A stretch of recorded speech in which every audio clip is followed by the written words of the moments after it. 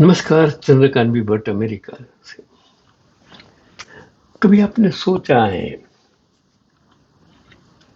2500 साल के बाद, मतलब 2500 साल में लिपि भाषा, उसका विकास, दुनिया की 4 प्रमुख जो भाषाएं बनी, चीनी, संस्कृत,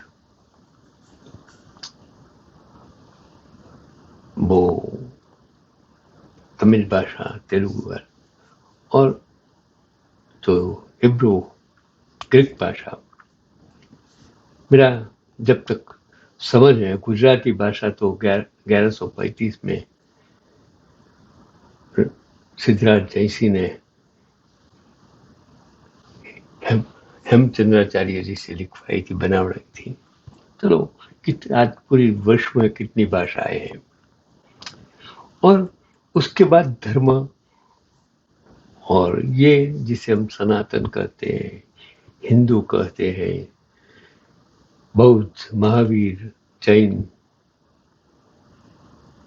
फिर हिंदू धर्म में भी राम का, कृष्ण का, शंकर का, कितने कितने धर्म, जो मोहम्मद पैगम मुस्लिम, यीशु क्रिस्त वाला क्रिश्चियन धर्म, जरसोस वाला जरसोसी, ये सब कितने धर्म।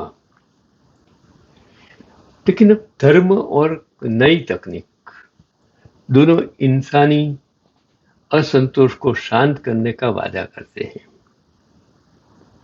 लेकिन उनके रास्ते और परिणाम अलग अलग हैं। आज विज्ञान धर्म से ऊपर हो गया है। विज्ञान ने चंद्र, ग्रह, सूर्य, पृथ्वी, मनुष्य कहाँ से आया, ये प्राणी, पक्षी, वनस्पति, सबको क्या है सिखाया।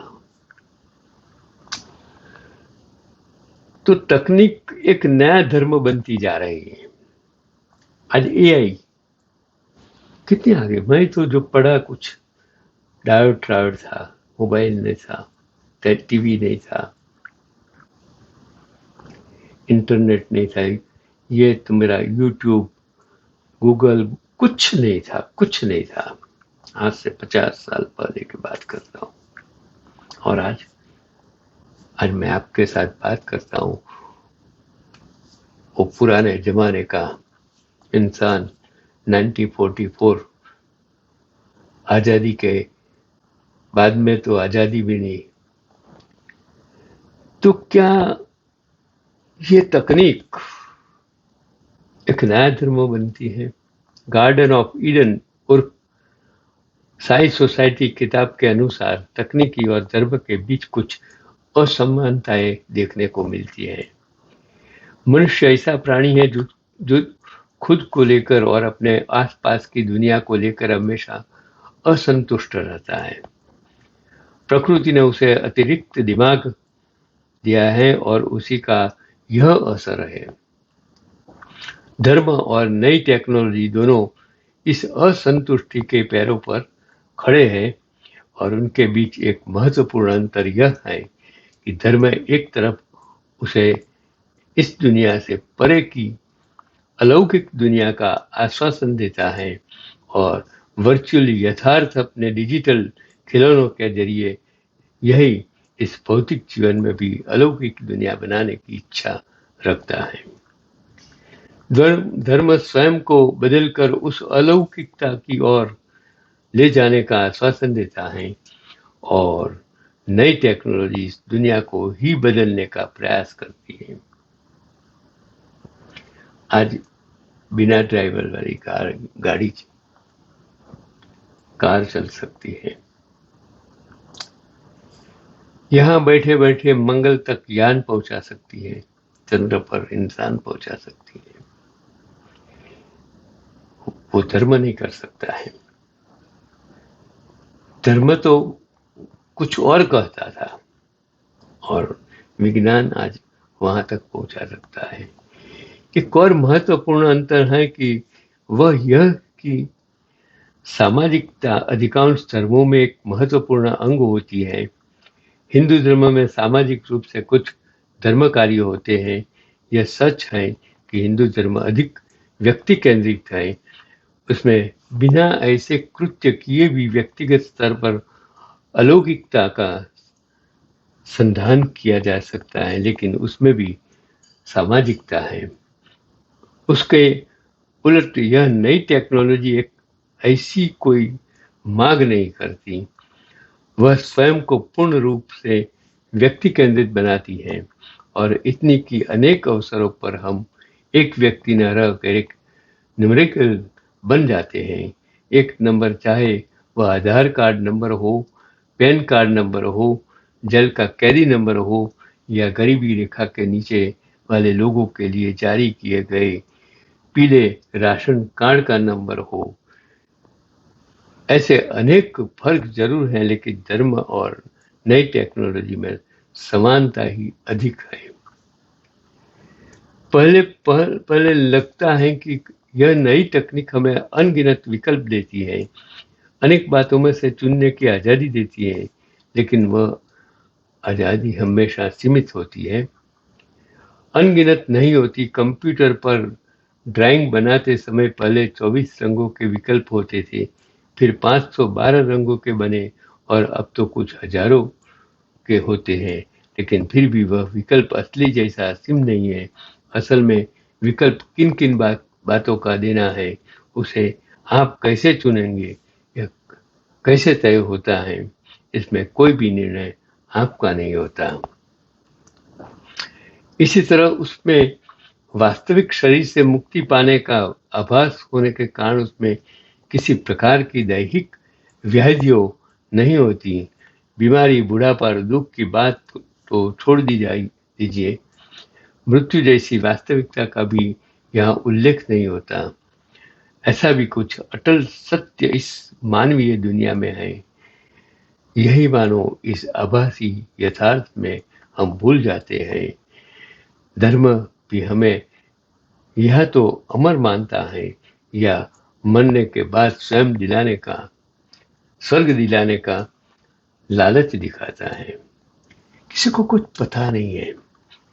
स्वर्ग लोक है, पृथ्वी लोक है, नरक लोक है, लेकिन पृथ्वी लोक तो आप जहाँ रहते हो आपको मालूम है, लेकिन स्वर्ग लोक, मृत्यु लोक, नरक लोक वो आपने बनाया है, आपकी सोच है। ऐसा कोई लोक है ही नहीं जैसे पृथ्वी है। लेकिन नई तकनीकी और धर्म दोनों भूल जाते हैं कि डिजिटल दुनिया हो या अलौकिक दुनिया, उनकी धारणा के लिए भौतिक दुनिया की बुनियाद जरूरी है और मृत्यु नामक सत्य से मानवीय जीवन और यथार्थ अलग हो ही नहीं सकते। हम मर्द मनुष्य अपनी अतृप्त इच्छाओं और असंतुष्टियों पर विजय पाने के लिए इन दोनों का आधार लेते रहते हैं। हम उनके हाथ की कठपुतली बनते हैं और ऐसा बन जाने का हमें एहसास भी नहीं रह गया है। बस अब डिजिटल नामक नया धर्म आ चुका है जो पहले वाले धर्म के से ज्यादा घातक है, क्योंकि वह हमें अधिक व्यक्ति केंद्रित बनाता है और खुद के प्रति मोह विष्ट करता है। तो ये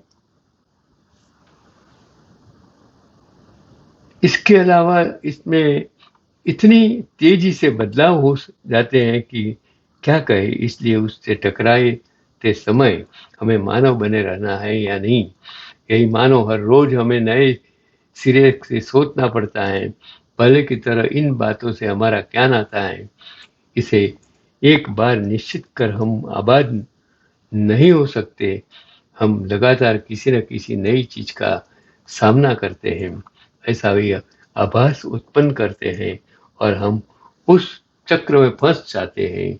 नए और पहले के बीच का यह एक और अंतर है और उसकी वजह से जटिलता बढ़ती जा रही है